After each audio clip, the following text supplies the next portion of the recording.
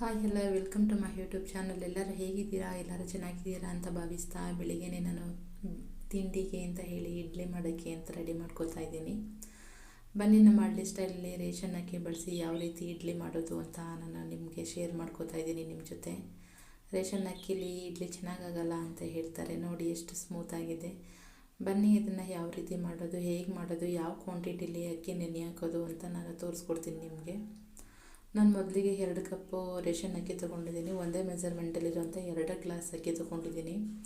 ಇದು ರೇಷನ್ ಅಕ್ಕಿ, ನಾನು ಬೇರೆ ಯಾವುದೂ ಬಳಸ್ತಿಲ್ಲ, ರೇಷನ್ ಅಕ್ಕಿನೇ ಬಳಸ್ತಾ ಇದ್ದೀನಿ. ನೋಡಿ ಅದನ್ನು ಒಂದು ಪಾತ್ರೆಗೆ ಹಾಕೋತಾ ಇದ್ದೀನಿ. ಇದನ್ನು ಚೆನ್ನಾಗಿ ವಾಶ್ ಮಾಡ್ಕೋತೀನಿ, ಅದಕ್ಕೆ ಸೈಡಲ್ಲಿ ಇಟ್ಕೊಂಡಿದ್ದೀನಿ. ಅದೇ ಮೆಜರ್ಮೆಂಟ್ ಕಪ್ಪಲ್ಲಿ 3/4 ಕಪ್ಪಷ್ಟು ಉದ್ದಿನ ಕಾಳು ತೊಗೊಂಡಿದ್ದೀನಿ. ಇದು ಉದ್ದಿನ ಬೇಳೆ, ಕಾಳಲ್ಲ ಬೇಳೆ ತೊಗೊಂಡಿದ್ದೀನಿ. ಅದೇ ಕ್ವಾಂಟಿಟಿಲಿ ಸ್ವಲ್ಪ ಒಂದು 1/4 ಕಪ್ಪಷ್ಟು ಅವಲಕ್ಕಿ ತೊಗೊಂಡಿದ್ದೀನಿ. ಆ ಮೂರನ್ನು ಮೆಜರ್ಮೆಂಟ್ ಮಾತ್ರ ಕರೆಕ್ಟಾಗಿರಲಿ, ಈ ರೀತಿ ತೊಗೊಂಡಿದ್ದೀನಿ. ಎಲ್ಲನೂ ಬನ್ನಿ ವಾಶ್ ಮಾಡ್ಕೊಂಡು ಬರೋಣ ಕ್ಲೀನಾಗಿ. ಧೂಳೆಲ್ಲ ಇರುತ್ತೆ, ಹಾಗಾಗಿ ಕ್ಲೀನಾಗಿ ವಾಶ್ ಮಾಡಿ ನೆನೆಯೋದಕ್ಕೆ ಇಡೋಣ. ವಾಶ್ ಮಾಡ್ಕೊಂಡು ಬಂದೆ ನೋಡಿ, ನಾನು ಈ ಥರ ವಾಶ್ ಮಾಡ್ಕೊಂಡು ಬಂದು ನೆನೆ ಹಾಕ್ತಾಯಿದ್ದೀನಿ. ಇದು ಬೆಳಗ್ಗೆ ನಾನು 11 ಗಂಟೆಗೆ ನೆನೆ ಹಾಕ್ತಾಯಿದ್ದೀನಿ. 11 ಗಂಟೆಯಿಂದ ಸುಮಾರು ಸಾಯಂಕಾಲ ಒಂದು 6:30 7 ಗಂಟೆ ಒಳಗಡೆ ರುಬ್ತೀನಿ. ಆದಷ್ಟು ರೇಷನ್ ಅಕ್ಕಿ ಆಗಿರೋದ್ರಿಂದ ತುಂಬ ಚೆನ್ನಾಗಿ ನೆನಿಬೇಕು, ಸ್ವಲ್ಪ ಟೈಮ್ ತಗೊಳುತ್ತೆ. ಹಂಗಾಗಿ ರೇಷನ್ ಅಕ್ಕಿ ಚೆನ್ನಾಗಿ ನೆಂದರೆ ಒಳ್ಳೆಯದು. ಈ ರೀತಿ ನೆನೆ ಹಾಕಿ ನಾನು ಸೈಡ್ಗೆ ಒಂದು ಮುಚ್ಚಳಗಳು ಮುಚ್ಚಿ ಈ ಕಡೆ ಸೈಡ್ಗೆ ಇಟ್ಟಿದ್ದೀನಿ.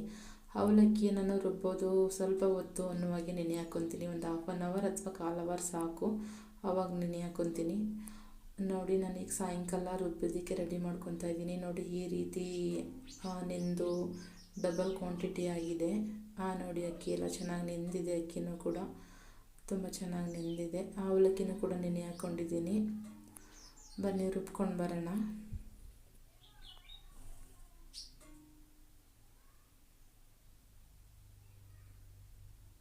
ಆದಷ್ಟು ಉದ್ದಿನಬೇಳೆ ಸಪ್ರೇಟಾಗಿ ರುಬ್ಬಬೇಕು. ಏಕೆ ಅಂತ ಅಂದರೆ ಉದ್ದು ಚೆನ್ನಾಗಿ ನೈಸ್ ಆಗಬೇಕು. ಉದ್ದಿನಬೇಳೆ ಚೆನ್ನಾಗಿ ನುಣ್ಣಗಾಗೋದ್ರಿಂದ ಈ ರೀತಿ ಪೇಸ್ಟ್ ಥರ ಆಗಬೇಕು.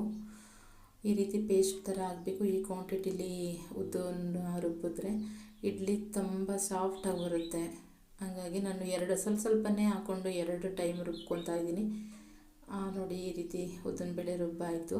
ಅದಕ್ಕೆ ನಾನು ಅಕ್ಕಿ ರುಬ್ಕೋತಾ ಇದ್ದೀನಿ. ಅಕ್ಕಿ ಅಂತೂ ತುಂಬ ತರ್ತರಿಯಾಗಿ ರುಬ್ಕೊಡಿ, ಅತಿಯಾಗಿ ನುಣ್ಣಗೆ ಬೇಡ, ತರ್ತರಿಯಾಗಿ ರುಬ್ಕೊಳ್ಳಿ. ನಾನು 2 ಸಾರಿ ರುಬ್ಕೋತಾ ಇರೋದ್ರಿಂದ ಒಂದು ಸ್ವಲ್ಪ ಅಕ್ಕಿ ಜೊತೆನೇ ನಾನು ಸ್ವಲ್ಪ ಅವಲಕ್ಕಿನೂ ಕೂಡ ಜೊತೆಲಿ ಹಾಕ್ಕೊಂಡು ರುಬ್ಕೋತಾ ಇದ್ದೀನಿ. ನೋಡಿ ಈ ರೀತಿ ತರ್ತರಿ ಇರಬೇಕು. ನೋಡಿ ಈ ರೀತಿ ಸಿಗಬೇಕು, ರವೆ ಥರ. ನೋಡಿ ಈ ಕ್ವಾಂಟಿಟಿಲಿರಬೇಕು. ಈ ಕ್ವಾಂಟಿಟಿಲಿ ರುಬ್ಬೋದ್ರಿಂದ ನಿಜವಾಗೂ ಇಡ್ಲಿ ಸ್ಮೂತಾಗಿ ಬರುತ್ತೆ, ಹಳ್ಳೆ ಥರ ಬರುತ್ತೆ. ಒಂದು ಸಾರಿ ಟ್ರೈ ಮಾಡಿ ನೋಡಿ ಖಂಡಿತ. ಒಮ್ಮೆ ರೇಷನ್ ಅಕ್ಕಿಯಿಂದ ಚೆನ್ನಾಗಾಗಲ್ಲ ಅಂತ ಹೇಳ್ತಾರೆ ಯಾರು ಇಲ್ಲ, ತುಂಬ ಚೆನ್ನಾಗಾಗುತ್ತೆ. ನಾವಂತೂ ಹೋಟೆಲಲ್ಲೆಲ್ಲ ನಾವು ಕೂಡ ಬೇರೆ ನೋಡಿ ಈ ರೀತಿ ಎಲ್ಲ ರುಬ್ಬಾಯಿತು. ಇದನ್ನು ಚೆನ್ನಾಗಿ ಮಿಕ್ಸ್ ಮಾಡ್ಕೋತಾ ಇದ್ದೀನಿ ನಾನು. ಕೈನ ಚೆನ್ನಾಗಿ ವಾಶ್ ಮಾಡಿಕೊಂಡು ಕೈಯಿಂದನೇ ಮಿಕ್ಸ್ ಮಾಡಿಡಿ. ನಾವು ಕೈ ಹಾಕಿದಷ್ಟು ಸಂಪಳ ಚೆನ್ನಾಗಿ ಉದ್ದು ಬರುತ್ತೆ. ನೋಡಿ ಮಾರನೇ ದಿನ ಬೆಳಿಗ್ಗೆ ನನಗೆ ಈ ರೀತಿ ಬೆಳಿಗ್ಗೆ ಒಂದು 9 ಗಂಟೆ ಆಗಿದೆ. ಇಡ್ಲಿ ಮಾಡಲಿದ್ದಕ್ಕೆ ರೆಡಿ ಮಾಡ್ತಾಯಿದ್ದೀನಿ. ಸಂಪಳ ಈ ರೀತಿ ಕ್ವಾಂಟಿಟಿಯಾಗಿ ಬಂದಿದೆ ನೋಡಿ ಫ್ರೆಂಡ್ಸ್. ಎಷ್ಟು ನೊರೆ ಆಗಿ ಹರಳು ಥರ ಬಂದಿದೆ.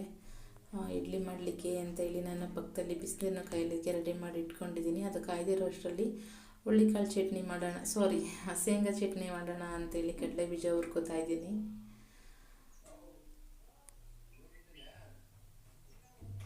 ಕಡಲೆ ಬೀಜ ಹುರ್ಕೋತಾ ಇದ್ದೀನಿ. ಇವಾಗ ಕಡಲೆ ಬೀಜ ಚಟ್ನಿ ಮಾಡಿದ್ರೆ ತುಂಬ ಚೆನ್ನಾಗಿರುತ್ತೆ ಇಡ್ಲಿಗೆ ಅಂತೇಳಿ ಕಡಲೆ ಬೀಜ ಹುರಿದಾಯಿತು. ಇವಾಗ ಅದೇ ಇದಕ್ಕೆ ಸ್ವಲ್ಪ 1-2 ಟೇಬಲ್ ಸ್ಪೂನಷ್ಟು ಎಣ್ಣೆ ಹಾಕೋತಾ ಇದ್ದೀನಿ. ನಾವೆಲ್ಲ ಹೋಟೆಲೆಲ್ಲ ಇದೇ ರೀತಿ ಮಾಡೋದು, ನಾವು ಹೋಟೆಲ್ ಮಾಡ್ತಿದ್ವಿ. ಹಾಗಾಗಿ ನಾನು ಇದೇ ರೀತಿ ಹೋಟೆಲ್ ಸ್ಟೈಲಲ್ಲೇ ಚಟ್ನಿ ಆಗಿರ್ಬೋದು, ಇಡ್ಲಿ ಆಗಿರ್ಬೋದು, ನಾವು ಹೋಟೆಲಲ್ಲಿ ಇದೇ ರೀತಿ ಮಾಡ್ತಿದ್ವಿ ನಿಜವಾಗೂ. ಹಂಗಾಗಿ ನಾನು ನಿಮ್ಮ ಜೊತೆ ಅದಕ್ಕೋಸ್ಕರ ಇದನ್ನು ಶೇರ್ ಮಾಡ್ಕೋತಾ ಇದ್ದೀನಿ. ಈಗ ಕಡಲೆ ಬೀಜ ಎಲ್ಲ ಹುರಿದಾಗಿದೆ. ಆ ಕಡಲೆ ಬೀಜ ಜೊತೆಗೆ ನಾನು ಇದನ್ನು ಎಲ್ಲ ತೊಗೊಂಡಿದ್ದೀನಿ. ಹಸಿಮೆಣಸಿನ್ಕಾಯಿ, ಕರಿಬೇವಿನ ಸೊಪ್ಪು, ಕೊತ್ತಂಬರಿ ಸೊಪ್ಪು, ಸ್ವಲ್ಪ ಹುಣಸೆಹಣ್ಣು, ಹಂಗಾಗಿ ಮತ್ತು ಬೆಳ್ಳುಳ್ಳಿ ಎಲ್ಲ ತೊಗೊಂಡು ಅದಕ್ಕೆ ಆ್ಯಡ್ ಮಾಡ್ಕೋತಾ ಇದ್ದೀನಿ.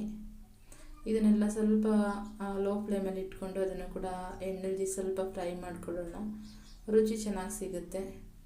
ಶುಂಠಿ ಫ್ಲೇವರ್ ಆಗಿರ್ಬೋದು, ಬೆಳ್ಳುಳ್ಳಿ ಫ್ಲೇವರ್ ಆಗಿರ್ಬೋದು, ತುಂಬ ಚೆನ್ನಾಗಿ ಬರುತ್ತೆ. ಹಾಗಾಗಿ ಈ ರೀತಿ ಫ್ರೈ ಮಾಡಿದರೆ ಹಸಿ ವಾಸನೆ ಇರೋದಿಲ್ಲ, ತುಂಬ ಟೇಸ್ಟಾಗಿ ಬರುತ್ತೆ. ಇದು ಫ್ರೈ ಆಯಿತು. ಮತ್ತು ನಾನು ಕೊಬ್ಬರಿ ಬೆಳೆಸ್ತಾ ಇದ್ದೀನಿ.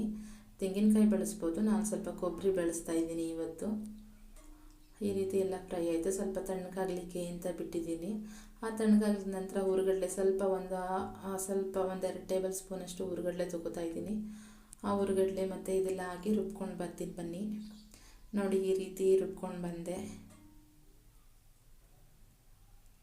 ಈ ರೀತಿ ಅತಿ ನೈಸ್ಗೂ ಇರಬಾರ್ದು, ಸ್ವಲ್ಪ ತರ್ತರಿಯಾಗಿ ಇದ್ದು ಅದು ಕಡಲೆ ಬೀಜ ಎಲ್ಲ ಸ್ವಲ್ಪ ಫ್ಲೇವರ್ ಬಾಯಿಗೆ ಸಿಗ್ತಾ ಇರೋದು ತುಂಬ ಚೆನ್ನಾಗಿರುತ್ತೆ. ಆ ಚಟ್ನಿಗೆ ಒಗ್ಗರಣೆ ಹಾಕಿದ್ರೇ ಚೆಂದ. ಅದಕ್ಕೋಸ್ಕರ ಒಗ್ಗರಣೆ ಆಡಲಿಕ್ಕೆ ನಾನು ಒಂದು ಅರ್ಧ ಟೇಬಲ್ ಸ್ಪೂನಷ್ಟು ಎಣ್ಣೆ ಹಾಕ್ಕೊಂಡು ಸಾಸಿವೆ ಹಾಕಿದ್ದೀನಿ. ಮತ್ತು ಕರಿಬೇವಿನ ಸೊಪ್ಪು ಸ್ವಲ್ಪ ಒಂದೆರಡು ಒಣಮೆಣ್ಸಿನ್ಕಾಯಿನ ಮುರಿದು ಹಾಕ್ತಾಯಿದ್ದೀನಿ ನಾನು. ಇದಕ್ಕೆ ಕಡಲೆಬೇಳೆ ಎಲ್ಲ ಆ್ಯಡ್ ಮಾಡ್ಕೋಬೋದು. ನಾನು ಕಡಲೆಬೇಳೆ ಎಲ್ಲ ಆ್ಯಡ್ ಮಾಡ್ತಾಯಿಲ್ಲ.